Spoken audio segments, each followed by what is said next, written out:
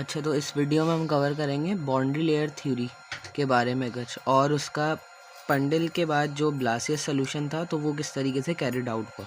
अच्छा, अब इसके अंदर हमारे पास क्या होता है कि एक फ्लैट प्लेट है, वो किसी यूनिफॉर्म स्टीम वेलोसिटी में रखी गई है और वो इसके ऊपर से फ्लो हो रहा है फ्लूइड जो भी हमारे पास है, सही। तो ये इसके ऊपर इस बाउंड्री लेयर बनाना शुरू कर देगा। अब ये बाउंड्री लेयर दो टाइप में जो है क्लासीफाई हो सकती हैं कि जिसके ऊपर रेनॉल्ड नंबर वेरी लो है, मतलब लो किस रेंज में 1 से लेकर 1000 तक की रेंज में, सही है। इस केस के अंदर हमारे पास, क्योंकि रेनॉल्ड नंबर जो है इसका फॉर्मूला अगर हम देखें तो U L by new kinematic viscosity और वेलोसिटीज़ वगैरह पे डिपेंड करता है।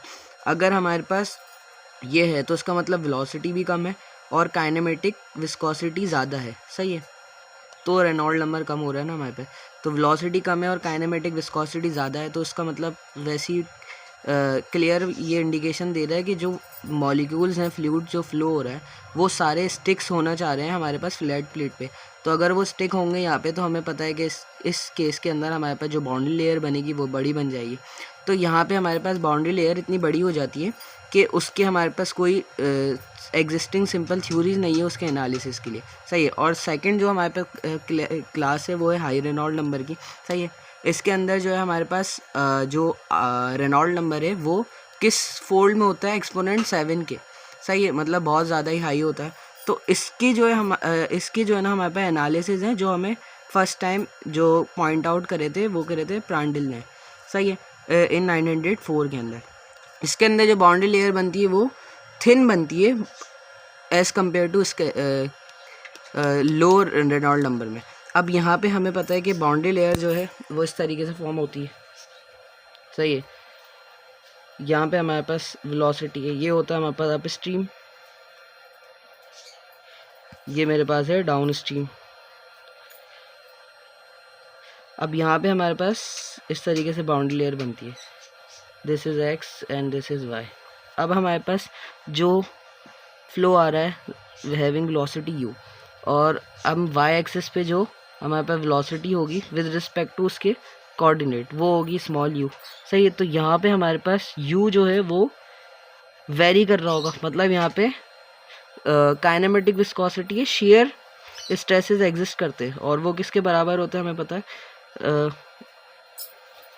Nu d u by d y, मतलब यहाँ पे प्रेशर ग्रेडियंट एग्जिस्ट करेगा, सही है। तो यहाँ पे प्रेशर ग्रेडियंट एग्जिस्ट करेगा और फिर बाद में ये लाइन स्ट्रेट हो जाएगी। तो जब यहाँ पे ऊपर जो वेलोसिटी होगी वो होगी फ्री स्ट्रीम वेलोसिटी, जो कि यू ही होगी आने वाली फ्लूइड वेलोसिटी के मुताबिक, सही। तो बाउंड्री लेयर हमारे पास जो होती है वो डेल्टा से शो की जाती है, सही है। और इसकी जो वेलोसिटी होगी, इस बाउंड्री लेयर की जो वेलोसिटी होगी कहाँ तक होगी, जब 0.99 टाइम्स फ्री स्टीम वेलोसिटी हो जाएगी। जब ये कंडीशन हमारे पास मीट हो जाएगी तो वहाँ तक का हमारे पास जो डिस्टेंस होता है इस फ्लैट प्लेट से लेकर यहाँ तक का, वो हमारे पास कहलाती है बाउंड्री लेयर, सही है। अब इस बाउंड्री लेयर के जो एक्स हमारे पास है वो ये रीजन है, सही है। तो लीडिंग एज से इधर तक जो एक्सिस होगी वो एक्स होगी, सही है। और इसका रेनॉल्ड नंबर अगर देखूँ, क्रिटिकल रेनॉल्ड नंबर, तो उसका फॉर्मूला यू एल या लेंथ एक्स ले लें हम और न्यू, सही है, ये रेनॉल्ड नंबर है। अब इसके अंदर जो उसने पंडिल था उसने जो है viscous showed that many viscous flow can be realizing the dividing the flow into two region, a thin region adjacent to solid boundary, the boundary layer which is, अच्छा इसके हम इसने वही दो रीजन्स कर दिए कि ये जो हमारे पास रीजन होगा वो जहाँ पे विस्कस फोर्सेस डोमिनेट होगी और यहाँ पे विस्कस फोर्सेस डोमिनेट नहीं होंगी। तो यहाँ पे जो हमारे पास रीजन होगा एट वाई इन्फिनिटी पे, सही है।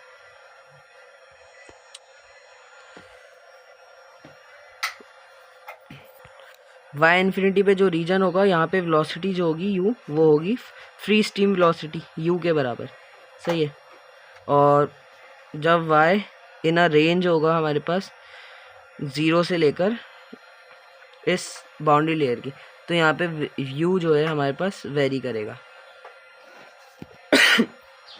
तो ये हमारे पास दो थे कि रीजन एडजेसेंट टू हमारे पास जहाँ पे बाउंड्री लेयर है, और रीजन जो हमारे पास बाउंड्री लेयर से दूर है, आउटसाइड द बाउंड्री लेयर। सही है। तो इस रीजन्स के अंदर हमारे पास जो वेलोसिटी होगी वो फ्री स्ट्रीम होगी, यानी हमारे पास फ्लो एज अ ट्रीटेड करेंगे हम इनविसिड, यानी विस्कस फोर्सेस वहाँ पे डोमिनेट नहीं है। सही। अब हमारे पास बाउंड्री लेयर है, इसकी ग्रोथ फ्लैट प्लेट पे। अच्छा, ये रेनॉल्ड का मैंने फार्मूला बताया था, यू क्रिटिकल का। सही है। और फ्लैट प्लेट के लिए रेनॉल्ड नंबर XCR, ये हमारे पास होता है 5 एक्सपोनेंट 5 के ऑर्डर में। अच्छा, स्टार्ट में जो हमारे पास होते हैं वो हमारे पास बाउंड्री लेयर की कुछ इस तरह से रीजन डेवलप होते हैं। ये जो स्टार्ट का रीजन होता है उसके अंदर हमारे पास जो है ना, जो फ्लूइड लेयर्स होती हैं ना, वो होती हैं पैरेलल एकदम। तो ये रीजन हमारे पास कहलाता है लेमिनार रीजन। यहाँ पे हमारे पास जो बाउंड्री लेयर की थिकनेस होती है वो कम होती है एज़ कम्पेयर टू ट्रांजिशन और टर्बुलेंट। अच्छा, अब इसके बाद हमारे पास ट्रांजिशन रीजन आना शुरू करता है। सही है। उसके अंदर क्या होते हैं, कुछ जो लेयर्स होती है ना वो टर्न होना शुरू हो जाती हैं। कुछ स्ट्रेट हैं तो कुछ टर्न हो गई, कुछ स्ट्रेट हैं कुछ टर्न हो गई। और फिर टर्बुलेंट में हमें पता है फोल्ड जो है ना, लेयर्स हमारे पास जो है ना वो टर्न होगी, जिसकी वजह से फ्लो सेपरेशन वगैरह भी आना शुरू हो जाती है। सही। इस तरीके से वेग्स बनना भी शुरू हो जाते हैं। तो ये इस तरह की प्रोफाइल टाइप बन रही होती है इसकी। अच्छा, जो नीचे का रीजन होता है जिसमें हमारे पास मॉलिक्यूल स्टक होते हैं, नो स्लिप कंडीशन और वो, तो इस दर टर्बुलेंट रीजन में जो लास्ट की लेयर होती है ना, सही है, वो होती है हमारे पास विस्कस सब लेयर, जहाँ पे विस्कस फोर्सेस बहुत ही ज़्यादा डोमिनेट होती हैं कि वो फ्लो को जो है ना स्टक करना शुरू करा देती हैं फ्लैट सरफेस से। तो वो हमारे पास कहलाती है viscous sub layer.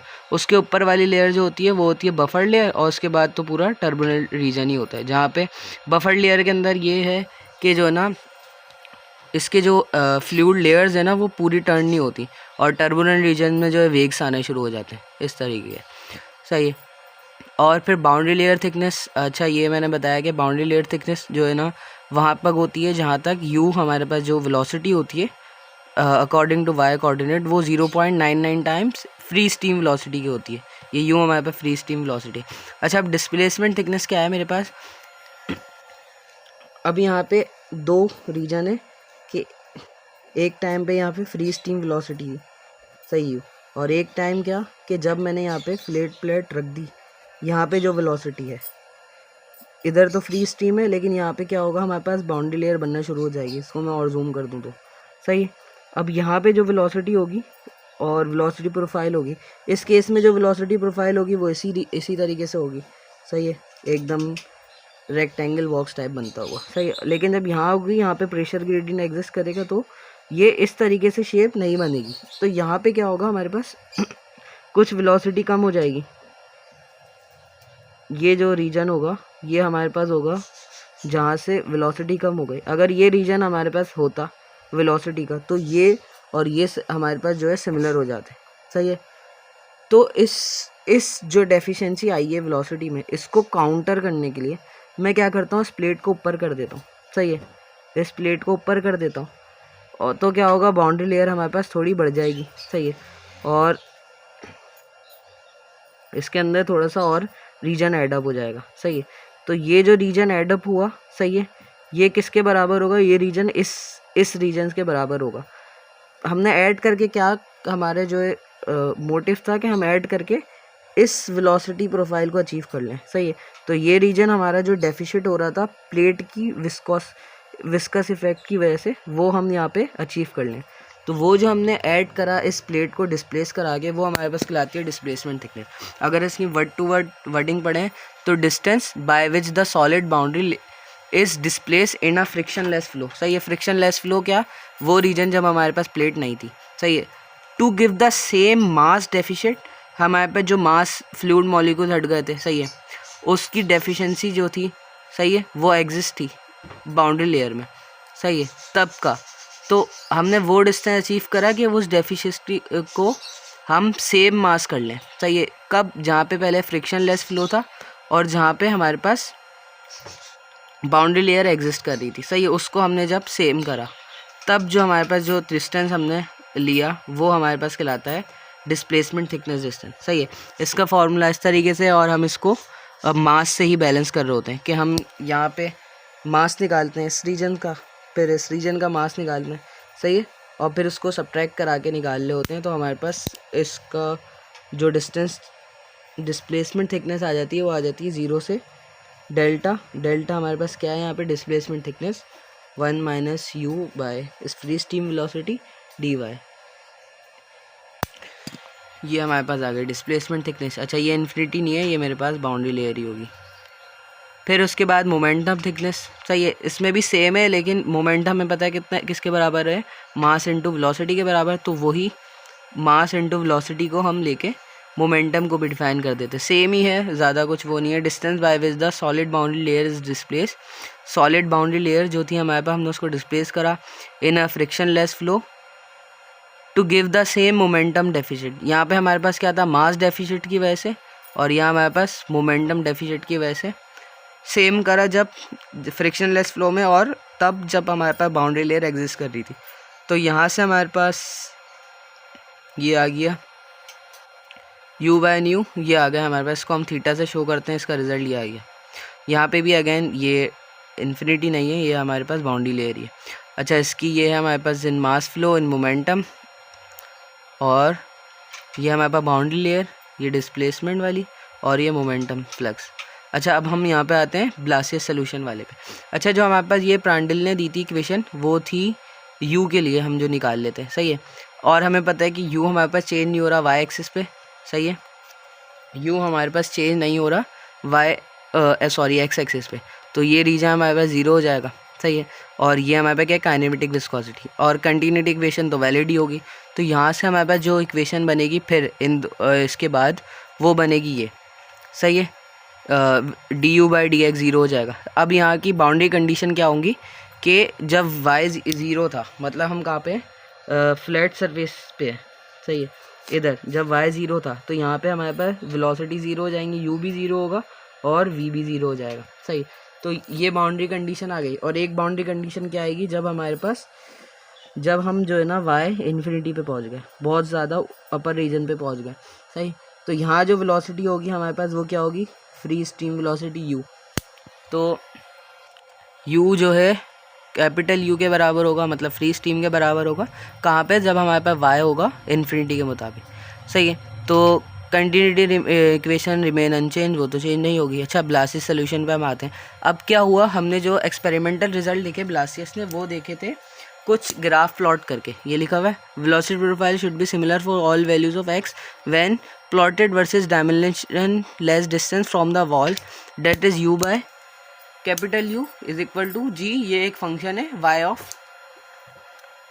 y upon displacement sorry boundary layer का। अब यहाँ पे हमारे पास जो उसने प्लॉट करा था वो कुछ इस तरीके का प्लॉट था, y बाय बाउंड्री लेयर और u by free stream velocity. सही है, इसका प्लॉट किया था, ये 1 के रीजन में रहता है, ये प्लॉट करा था। यहाँ से उसने जो निकाला कि डिस्प्लेस जो हमारे पास बाउंड्री लेयर है वो अप्रॉक्स इसके बराबर है, ये हमारे पास न्यू है काइनेमेटिक विस्कोसिटी, और ये फ्री स्टीम वेलोसिटी। इसके कुछ रिजल्ट्स हैं, हम मैथमेटिक्स में नहीं जाएंगे इसकी कुछ भी।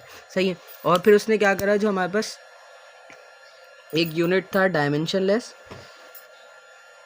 उसने एक, हमें पता है कि वेलोसिटी किस पे डिपेंड करती है, जो हमारे पास वेलोसिटी होगी स्मॉल u, वो किस पे डिपेंड करेगी, फ्री स्टीम वेलोसिटी पे डिपेंड करेगी, काइनेमेटिक वेलोसिटी पे, विस्कोसिटी पे डिपेंड करेगी। सही है, और अगर हम कोऑर्डिनेट की बात करें तो x और y पे डिपेंड कर रही होगी, अगर x को ना लें तो y पे तो डिपेंड कर ही रही होगी। तो u हमारे पास इतने फैक्टर्स पे डिपेंड करता है।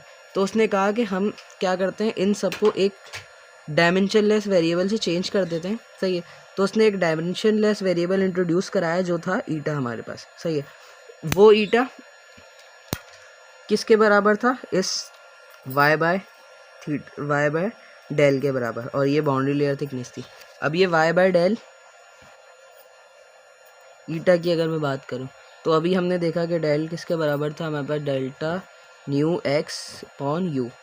अगर हम इसको यहाँ प्लेस करें तो ये हो जाएगा हमारे पास y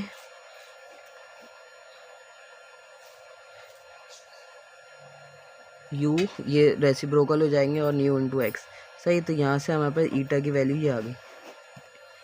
तो ये हमारे पास आ गए। अच्छा, ये जो फंक्शन था हमारे पास एफ वाई अपॉन डेल्टा का, वो हमारे पास उसके भी रिजल्ट कुछ इस तरीके से आए हुए थे। अब क्या हुआ, उसके पास ये ईटा आ गया, ईटा से उसने वेलोसिटी जो है कैलकुलेट कर ली, यू कैलकुलेट कर लिया। अब हमें पता है कि यू हम कैसे निकाल सकते हैं, यू से हम स्टीम वो निकाल सकते हैं, स्टीम फंक्शन। तो उसने जब स्टीम फंक्शन उसके पास आ गया तो वो उधर से वी भी निकाल सकता है, मतलब एक्स कंपोनेंट वेलोसिटी का यू और वाई कंपोनेंट वी भी निकाल सकते हैं। जब उसको u और v मिल गए तो उसके पार्शियल डेरिवेटिव कैलकुलेट करके इस इक्वेशन 1 में रख दिया था, 1 में रख देगा। सही है, तो यहाँ से उसके पास जो है ये इक्वेशन सिंप्लीफाई होके क्या बन जाएगी, इसकी ब्लासियस इक्वेशन बन जाएगी। सही है, क्या करा उसने, इससे लेके हमारे पास स्टीम फंक्शन आ गया यहाँ पे। सही है, ये मैथमेटिक्स ही सॉल्व हुई है पूरी। सही है, तो यहाँ से उसके पास स्टीम फंक्शन आ गया। अब हमें स्टीम फंक्शन स्टीम फंक्शन की अगर हमें वो फॉर्मूले की बात करूँ तो हमें पता है u बराबर होता है delta psi upon delta y के बराबर। अब हमें स्टीम फंक्शन अगर पता है तो हम यहाँ से u कैलकुलेट कर लेंगे। तो इसने यहाँ पे u कैलकुलेट करा जो कि आ गया कुछ फॉर्म में। सही है, अब इस u कैलकुलेट करने के बाद उसने v कैलकुलेट कर लिया, ई कैलकुलेटेड हियर v। सही है, इसने u भी कैलकुलेट कर लिया और v भी कैलकुलेट कर लिया और इसको सिंप्लीफाई करा, इक्वेशन 2 और इक्वेशन 3 बना दी। अब u और v आ गए तो उसके वो पार्शियल डेरिवेटिव भी कैलकुलेट कर लेगा और फिर उसको इस इक्वेशन 1 में रख देगा। तो इसके उसने अगेन पार्शियल डेरिवेटिव कैलकुलेट करिए यहाँ पे इक्वेशन 4, और यहाँ पे du/dx करा और नीचे du/dy करा। यहाँ से इक्वेशन 5 भी आ गई। अब इसका डबल डेरिवेटिव भी कैलकुलेट कर लिया क्योंकि उस इक्वेशन में हमें नीड थी डबल डेरिवेटिव की भी इधर। तो यहाँ पे उसने डबल डेरिवेटिव भी कैलकुलेट करा इक्वेशन 6। नाउ सब उसको सब्स्टिट्यूट कर दिया इक्वेशन 1 में। सही, और इसको सिंप्लीफाई उसने किया तो हमारे पास इक्वेशन बन गई कुछ इस तरीके से। सही है, ये इक्वेशन जो हमारे पास कहलाती है ब्लासियस इक्वेशन। सही है, अच्छा इसकी बाउंड्री लेयर्स क्या क्या होंगी हमारे पास, बाउंड्री कंडीशन क्या क्या होंगी, वो होगी f equal to f dash 0 हो जाएगा एट ईटा 0। ईटा 0 मतलब हम कहाँ पर हैं, हम जो है फ्लैट सरफेस पे हमारे पास जो हमने वो रखी है ऑब्स्ट्रक्शन रखी है, जो प्लेट रखी है उसकी सरफेस पे। तो उस प्लेट की सरफेसेस पे हमारे पास क्या होगा, 0 हो जाएंगे हमारे पास ये फंक्शन। और जब हमारे पास ईटा इन्फिनिटी होगा, जब हम उससे दूर जाएंगे तो हमारे पास जो फंक्शन का डेरिवेटिव होगा 1 के बराबर हो जाएगा। ये सारी जो है ना, इसने सब मैथमेटिक्स इन्वॉल्व है कि ये सारी जो है इसने जो ये बनाए इसको फंक्शंस एफ डैश और एफ। सही, ये एफ का डेरिवेटिव है एफ डैश। अब इसको जो है ना, इसके क्लोज सोल्यूशन तो पॉसिबल नहीं, लेकिन न्यूमेरिकल मेथड से इसके हम सोल्यूशन निकाल सकते हैं। तो इसकी जो है ना टेबल्स बहुत से बुक्स में गिवन होते हैं। सही है, तो ये हमारे पास वो टेबल है। सही है, ब्लासियस लेमिनार फ्लैट प्लेट का। सही है, अब यहाँ से उसने जो बाउंड्री लेयर थिकनेस कैलकुलेट करी वो हमारे पास कैलकुलेट करी रेनॉल्ड नंबर की बेसिस में ना। ईटा हमारे पास आ गया था ना, तो डेल वाई यहाँ से उसने इसको हम इसने रेनॉल्ड नंबर से कन्वर्ट किया कि वी एक्स अपॉन यू, और रेनॉल्ड नंबर हमें पता है किसके बराबर है, यू एक्स अपॉन यू। सही है, तो यहाँ से अगर मैं एक्स को मल्टीप्लाई डिवाइड करा दूँ और वी को नीचे ले आऊँ तो ये बन जाएगा एक्स स्क्वायर बन के यहाँ से एक्स बाहर आ जाएगा रूट से, और यू एक्स अपॉन यू नीचे आ जाए तो ये हमारे पास बन जाएगा रेनॉल्ड नंबर। तो एक्स रेनॉल्ड रूट के अंदर, और यहाँ पे हम ईटा अगर इंट्रोड्यूस करा दें तो वाई बाय डेल्टा, यहाँ से हमारे पास डेल्टा की वैल्यू तो आर ई एक्स। तो एन जो ईटा उसने कैलकुलेट करा था अपने रिजल्ट से वो करा था 5 के बराबर, तो एन हमारे पास आ गया 5। तो ये हमारे पास बन जाएगा x R E x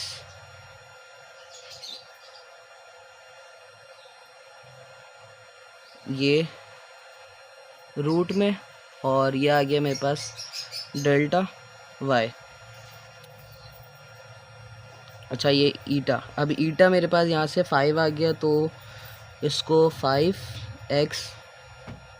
x नीचे ले आया और ये आ गया रूट आर ई सही है, ईटा 5 और ये डेल्टा एक्स। सही है, तो ये उसने रिज़ल्ट ऑब्टेन करे थे। यहाँ से ही आ गए बाउंड्री लेयर थिकनेस की। यहाँ से हम मालूम कर सकते हैं रिज़ल्ट। सही है कि हमें किस रेनॉल्ड नंबर पता है और उसकी फ्लैट सरफेसेस के किस रीजन में चाहिए, तो वहाँ से हमारे पास बाउंड्री लेयर थिकनेस आ जाएगी। अच्छा, इसी तरीके से डिस्प्लेसमेंट थिकनेस भी आ जाएगी। सही है, इसको उसने सिंप्लीफाई करा तो ये रिलेशन आ गया इसका डिस्प्लेसमेंट थिकनेस का। और फिर उसके बाद मोमेंटम थिकनेस का रिलेशन ये आ गया। और देन हमारे पास वॉल शेयर थिकनेस, ये हमें पता है क्या है, न्यूटनियन लॉ है हमारे पास, न्यूटन लॉ ऑफ विस्कोसिटी। और यहाँ से मेरे पास ये भी आ गया टॉ। टॉ के बाद हमारे पास फ्रिक्शन कोफिशिएंट। सही है, स्किन कोफिशिएंट जो है वो मेरे पास टॉ मुझे पता है, टॉ और हाफ रॉ यू स्क्वायर पता है, तो यहाँ से मेरे पास CF(x) भी आ गया। सही है, तो ये मेरे पास ब्लासियस के जो रिज़ल्ट थे वो थे सब। सही, इसके अंदर पूरी मैथमेटिक्स इन्वॉल्व है। हमारे पास जो मेन चीज़ें हैं वो है इसी पेज पे याद रखने वाली, पेज नंबर 36 पे जो चीज़ें